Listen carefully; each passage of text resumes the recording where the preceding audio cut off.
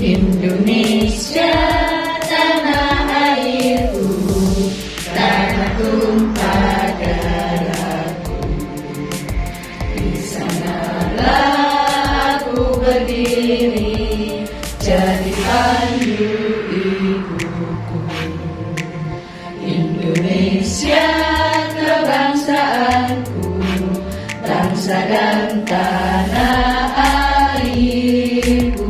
Marilah kita berseru, Indonesia bersatu. Syukur alhamdulillah kami panjatkan kehadirat Allah SWT atas limpah rahmatnya.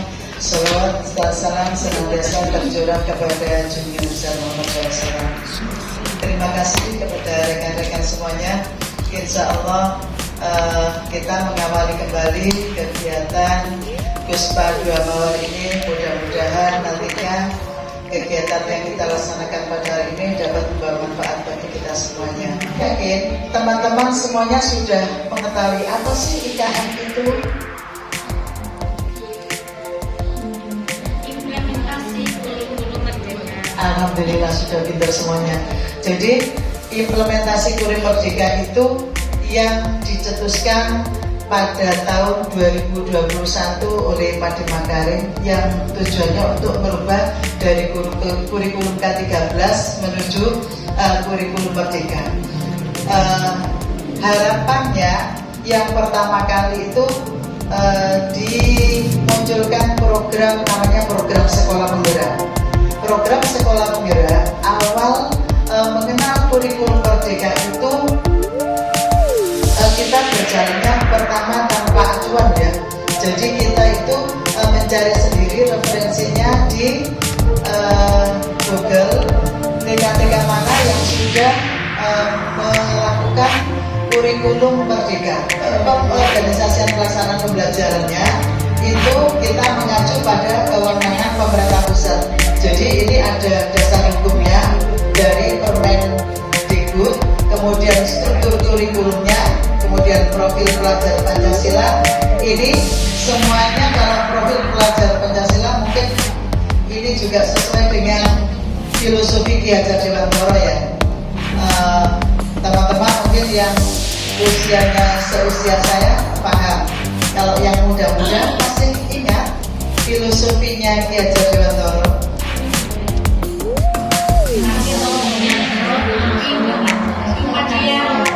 Ing ngarsa suntulodo, ing madya mangun karsa, tutwuri handayani. Mungkin disesuaikan dengan lingkungan sekolah yang sudah dianalisis bersama teman-teman yayasan dan yang ada di lingkup lembaga tersebut. Tujuannya apa dari lembaga tersebut? Sehingga masing-masing lembaga memiliki tujuan yang berbeda nantinya, tidak bisa copy paste. Kalau saya yakin kalau TK Budaya karena yayasannya nasional dan berperannya banyak bapak-bapak mungkin lebih cepat melakukan perubahan ya. Seperti yang saya sebutkan saat tadi, saya mohon maaf jika mengalami kekurangan. Yang pertama, saya memberikan kepada jenengan gambarannya dulu secara umum. Nanti ini ada di dalamnya. Nanti bisa, mungkin saya percepat, ya mungkin dipercepat bisa. Atau gini aja, definisi IKM ini tidak hanya menyangkut guru saja, tetapi juga menyangkut kepala sekolah. Nanti dari IKM ini di dalamnya ada cara membuat kurikulum itu bagaimana ya, kemudian membuat asesmen bagaimana, kemudian membuat modul ajar bagaimana, itu ada di dalamnya nanti. Gitu. Ibaratnya ini satu apa itu ya? Begitu. Satu buah ada kulitnya, ada dagingnya, ada itu ada bagian-bagiannya ya. Ini saya menyampaikan gini. 13 dengan kurikulum merdeka, ini masih kurikulum ya. Ya, kalau awalnya 90 menit K13 kurikulum merdeka bisa 1050. Tetapi untuk perubahan yang sekarang boleh sampai 900 juga boleh. Jadi mohon maaf Bu Nurul, perubahan itu yang dialami saya dan teman-teman bisa setiap minggu, bisa setiap saat. makanya kita tidak boleh kaget dengan perubahan. Kemudian asesmen harian perlu dilaporkan kalau asesmen untuk kurikulum merdeka tidak perlu. Profil pelajar Pancasila ini merupakan juga menjadi bagian dari kegiatan pembelajaran intrakurikuler nantinya. Karena di dalam kegiatan pembelajaran intrakurikuler itu harus ada poin dari profil pelajar Pancasila. Nah, profil pelajar Pancasila itu sendiri merupakan sejumlah karakter dan kompetensi yang diharapkan untuk diraih oleh peserta didik sebagai dasar nilai-nilai luhur dari Pancasila.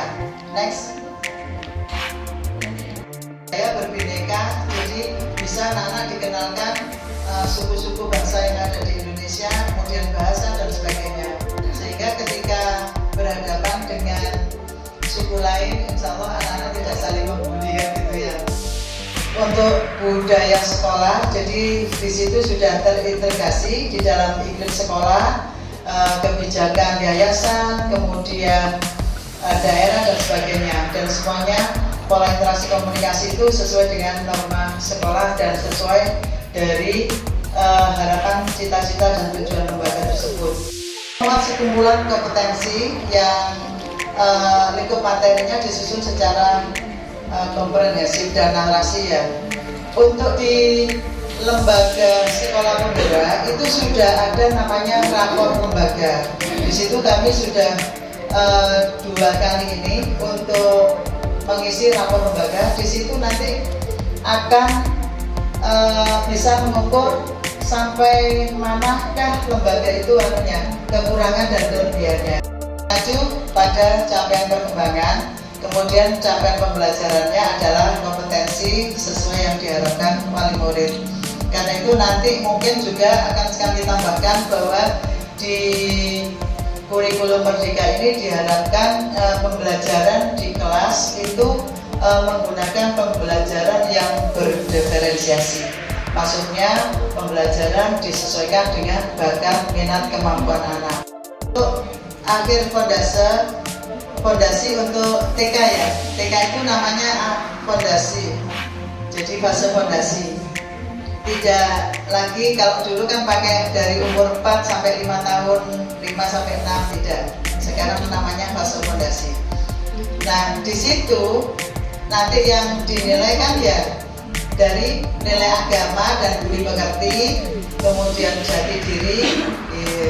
Nanti saat membuat capaian pembelajaran ya, ketika anak-anak ingin dinilai nilai agama dan budi pekertinya, maka ini rambu-rambunya yang dinilai mulai dari anak percaya kepada Tuhan Yang Maha Esa, kemudian mulai mengenal, memperhatikan ajaran pokok sesuai agamanya, apa saja gitu ya.